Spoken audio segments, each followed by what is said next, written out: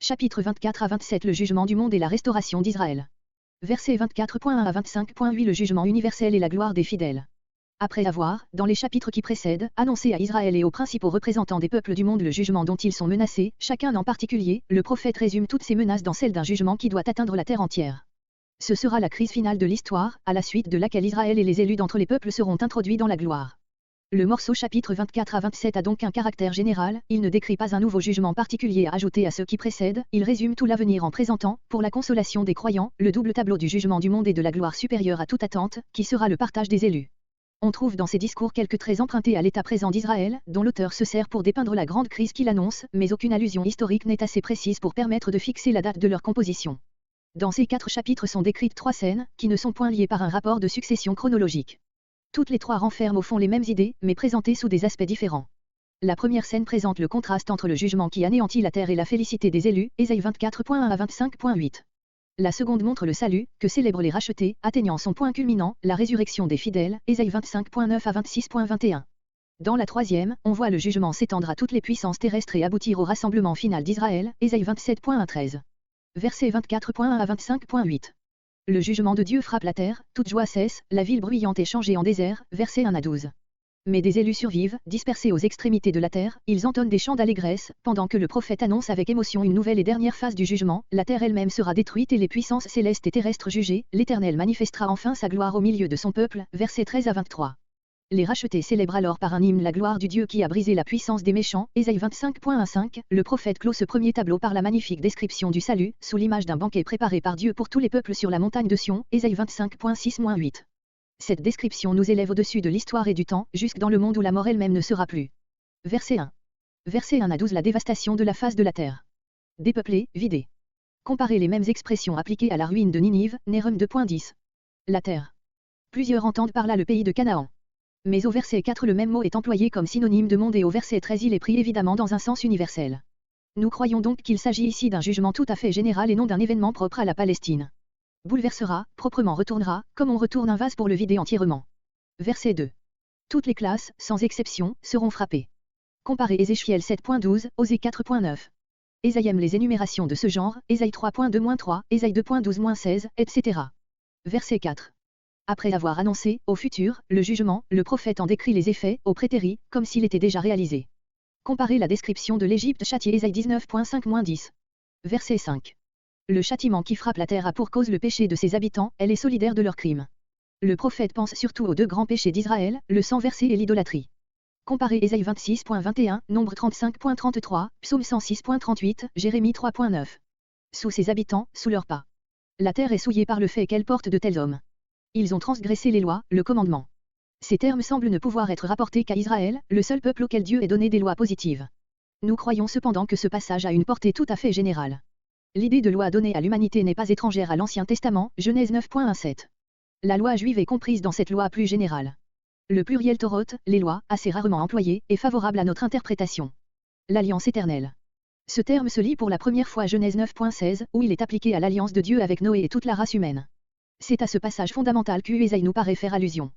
Voir verset 18 une autre allusion au récit du déluge. Verset 6. Consumé.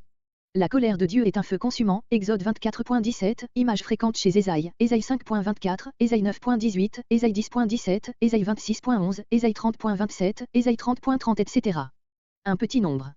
L'idée d'un faible reste, seul sauvé en Israël, est, comme l'on sait, l'un des traits essentiels de la prophétie d'Ésaïe.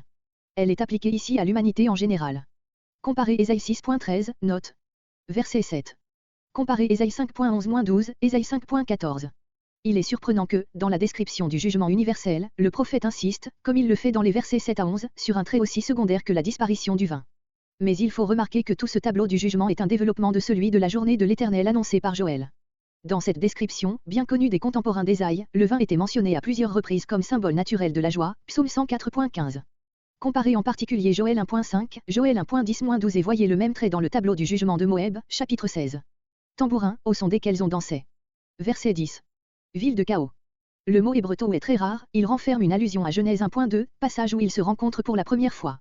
Il désigne l'état de confusion où était le monde avant que Dieu eût commencé à y introduire l'ordre en créant la lumière.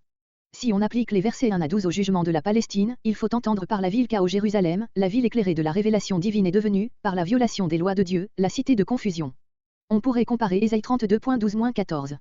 Mais, si l'on se met à un point de vue plus général, ces mots offrent un sens qui nous paraît préférable, la ville Chaos est la cité maîtresse du monde ennemi de Jéhovah, dans laquelle règne à la fois le tumulte propre aux grandes capitales et le désordre d'une vie sans Dieu et sans loi. L'Apocalypse exprime au fond la même idée par l'expression de Grande Babylone, d'après Genèse 11.9, Babel signifie confusion. Cette cité, centre de la vie de l'humanité, est le premier objet du jugement divin. Elle est mentionnée à plusieurs reprises dans la suite de notre morceau, Ésaïe 25.2, Ésaïe 26.5, Ésaïe 27.10. Du reste, le tableau est ici intentionnellement vague, en sorte que l'on ne saurait dire laquelle des deux capitales du monde païen d'alors, Ninive ou Babylone, le prophète a plus spécialement en vue. Comparez les prédictions de la ruine de Ninive, Michée 5.5-6, Nahum 2, et de celles de Babylone, Ésaïe 13.1-12, Ésaïe 14.22-23, qui ont beaucoup de rapport avec notre passage. On y peut entrer. Les décombres accumulés fermant l'entrée des maisons. Comparez l'expression toute pareille à propos de Ésaïe 23.1. Verset 11. Voir plus haut la note verset 7. Verset 13. Verset 13 à 23 le jugement qui détruit la terre elle-même et auquel les élus seuls survivent. Il semble que tout ait été anéanti par le jugement qui vient de passer, verset 1 à 12. Il n'en est rien. La capitale du monde est détruite, mais une partie des habitants de la terre subsiste et parmi eux les fidèles Israélites et les élus du monde païen, dispersés au milieu des peuples. Comparez l'image semblable Ésaïe 17.6. Verset 14. Ceux-là, les fidèles dont il vient d'être parlé. Des bords de la mer, des bords de la Méditerranée, des extrémités de l'Occident, c'est-à-dire du monde, au point de vue d'un habitant de la Palestine, comparez les îles du couchant et le bout de la terre versé entre 15 et 16. Le jugement a passé sur le monde et dispersé les élus aux quatre vents du ciel, Ésaïe 11.12, Matthieu 24.31. La majesté de l'Éternel, qui vient d'éclater dans le jugement de la grande cité. Comparez Ésaïe 2.11, Ésaïe 2.17. Verset 15. Ce verset doit être mis dans la bouche de ceux qui sont dispersés sur les bords de la mer, verset 14. Ils invitent leurs frères de tout le monde à se joindre à eux. Les îles du couchant, voir Ésaïe 11.11, note. Leur participation au règne de Dieu, Ésaïe 42.4. Verset 16. Des cantiques, en réponse à l'invitation du verset 15. Les fidèles échappés au jugement célèbrent la délivrance. Mais au moment même où leurs chants retentissent, le prophète est subitement saisi par une émotion tout autre que celle de la joie. Splendeur du juste. C'est le contenu du cantique des fidèles, les justes vont enfin recevoir l'honneur qui leur est promis et dont l'oppression des méchants les prive depuis si longtemps. Comparez Ésaïe 4.2, Ésaïe 28.5. Je suis anéanti. Malheur. Tout n'est pas fini, un nouveau châtiment va éclater, plus terrible que tous les précédents, le prophète tremble d'émotion à cette vue, qui pourra subsister devant ce jugement suprême, qui ébranlera la terre et les cieux mêmes. Comparez une émotion analogue Ésaïe 21.3-4, Ésaïe 26.17-18, voire aussi Ésaïe 6.5. Les traîtres trahissent. Comparez Ésaïe 33.1. C'est parce qu'il y a encore des méchants que cette dernière purification est nécessaire. Verset 17. Frayeur, fosse, filet. Ces mots offrent en hébreu une triple assonance que la traduction ne peut rendre. L'idée est celle de l'impossibilité d'échapper, car ce que l'un des châtiments épargne, l'autre l'atteint. Jérémie 48.43-44 reproduit ces images. Comparez la même idée sous une autre forme Amos 5.19, Amos 9.14. Filet, voyez Ésaïe 8.14-15. Verset 18. Les écluses d'en haut. Cette expression est tirée du récit du déluge, Genèse 7.11, Genèse 8.2. Le prophète n'annonce cependant pas un nouveau déluge, Genèse 9.11-15, il veut dire que le jugement que Dieu fera fondre du ciel sur la terre, sera universel comme l'a été le déluge. Les fondements de la terre. Le prophète a devant les yeux l'image d'un tremblement de terre secouant une maison, la terre, qu'il se représente, selon l'idée des anciens, comme un édifice, est ébranlée jusqu'au fondement. La maison est lézardée, disloquée, les fondations cèdent, versets entre 18 et 19, enfin elle chancelle, vacille à droite et à gauche et s'écroule, verset 20. Verset 20. Comme un homme ivre. Comparez Ésaïe 28.7. Comme une cabane. Comparez Ésaïe 1.8. La plupart des interprètes modernes supposent qu'ici le mot melouna s'écarte de son sens ordinaire et le traduisent par hamac. Il nous semble que l'image est plus frappante en laissant au mot son sens ordinaire de cabane. La terre, cet édifice antique et en apparence inébranlable, ne sera plus qu'une baraque secouée par l'ouragan. Son péché pèse sur elle. Comparez versets 5 et 6, Psaume 38.5. Elle ne se relèvera plus, du moins dans sa forme actuelle, mais une terre renouvelée, exempte de péché, de souffrance et de mort, fera partie de la nouvelle création, Ésaïe 65.17, Ésaïe 66.22, comparez Ésaïe 25.8. Verset 21. Les princes de la terre et les puissances célestes elles-mêmes ne pourront se soustraire à ce jugement. Visitera, pour châtier, Ésaïe 10.12.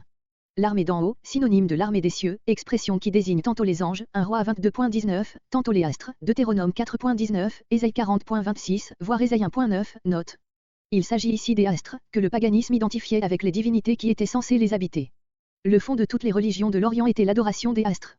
Ésaïe, d'accord avec le Nouveau Testament, ne traite pas ces divinités comme des êtres purement fictifs, mais comme des puissances qui exercent sur l'humanité une domination malfaisante. Dieu a pour un temps livré les peuples païens à l'influence de ces êtres supérieurs aux démons, il leur a soustrait le seul peuple d'Israël, qu'il a fait sien et qui par conséquent ne doit point adorer les faux dieux, Deutéronome 4.19-20, comparé Éphésiens 6.12, 1 Corinthiens 8.5, 1 Corinthiens 10.20. Le prophète entrevoit le moment où Dieu châtiera ses puissances et où leur domination tombera tout à fait. Car tous les peuples doivent finalement devenir la propriété de Jéhovah, Ésaïe 19.25. C'est donc la chute du paganisme qui est ici prophétisée. Aux puissances célestes le prophète associe dans le jugement les rois de la terre. En effet, la puissance des rois est constamment identifiée par le paganisme avec celle des dieux et des astres et c'est à eux que les princes assyriens, dans les inscriptions, rapportent toujours leur autorité et leur victoire. Leur pouvoir est le fondement de celui des rois qui les adorent. Voilà pourquoi les uns et les autres sont ici réunis dans la défaite, la chute des uns entraîne celle des autres. Ce passage est l'un des rares endroits de l'Ancien Testament qui nous fasse entrevoir les relations qui existent entre les choses de la terre et celles du monde invisible. La prévision d'un jugement sur les créatures supérieures desquelles procède l'idolâtrie se lie nécessairement à l'idée, si fréquemment exprimée par Ésaïe, de l'universalité future du culte de Jéhovah. Verset 22. Ils seront réunis, jetés tous ensemble. Ces mots se rapportent aux astres aussi bien qu'aux rois de la terre. La fosse, la prison, le Sheol, Ésaïe 14.15, note, comparé Apocalypse 20.13, Jude 1.6. Après un si longtemps ils seront visités. On entend ordinairement qu'ils seront relâchés, puis définitivement jugés, d'après Apocalypse 20.7. Le sens est simplement que la visitation ou le châtiment annoncé n'aura lieu qu'après que Dieu aura toléré longtemps leur révolte. Verset 23. Résultat du jugement, toute puissance opposée à Dieu aura disparu, le règne de Dieu sera établi, Apocalypse 19.6. L'Éternel trône en Sion, Ésaïe 33.22, Michée 4.7, au milieu des fidèles. Le soleil et la lune, les deux principales divinités Estreuls, sont rendus honteux, leur règne est fini. Comparez les passages Ésaïe 60.19-20, Apocalypse 21.23, où cependant l'idée est un peu différente, le sens physique y domine, tandis qu'ici l'idée est surtout morale. Ces anciens, les représentants du peuple racheté, qui entourent le trône de Dieu. La promesse d'une magistrature renouvelée est accomplie, Ésaïe 1.26. Comparez Apocalypse 4.4. Verront sa gloire. Après la conclusion de l'Alliance, les 70 anciens d'Israël sur le Sinaï virent la gloire de Dieu, Exode 24.9-14. Comparez Ésaïe 4.5-6, Ésaïe 11.9-10.